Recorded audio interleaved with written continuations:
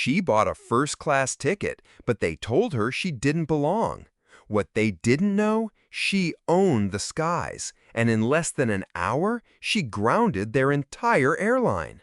In a world where appearances still dictate assumptions, one airline made a costly mistake, denying a seat to the very woman who held the power to change everything.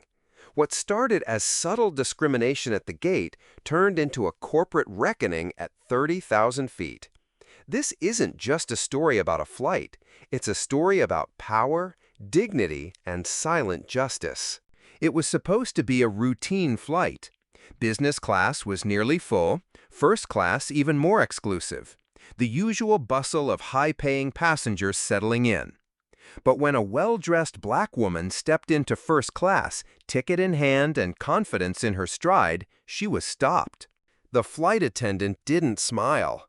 Instead, she looked the woman up and down and said bluntly, "This section is reserved for our premium guests." The woman calmly replied, "I believe that includes me."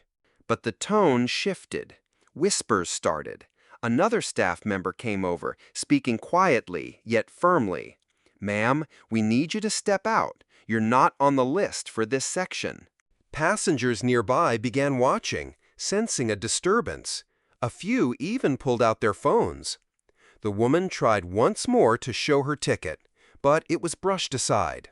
The staff insisted there had been a mistake and guided her back toward coach without apology, without even checking the manifest again.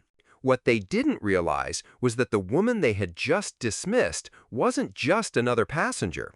She was the CEO of one of the largest private equity firms in the country, and she had just invested in the struggling airline 2 weeks prior, a deal that gave her leverage, control, and ultimately the power to act. She didn't raise her voice. She didn't cause a scene. She took her seat in coach, quietly, calmly, but with a phone already in her hand. Within 10 minutes of takeoff being delayed, calls were made to the airline's executive team. An emergency board meeting was triggered. The plane was ordered to hold at the gate. Then, to everyone's confusion, passengers were asked to deboard due to an unexpected operational issue. Back at headquarters, her voice echoed across a video conference room. She laid out the incident in detail, citing timestamps, names, and specific behavior. Her executive authority allowed her to demand an internal review, the suspension of the staff involved, and a full-scale customer service audit of the airline's premium travel experience. She wasn't seeking revenge, she was demanding accountability.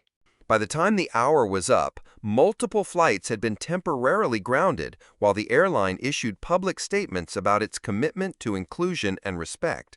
But for the CEO, a public apology wasn't enough. She ordered mandatory diversity training for all first-class staff, a revision of onboarding protocols, and a real-time accountability system so no other passenger, regardless of race, gender, or appearance, would ever face that kind of humiliation again. News broke quickly.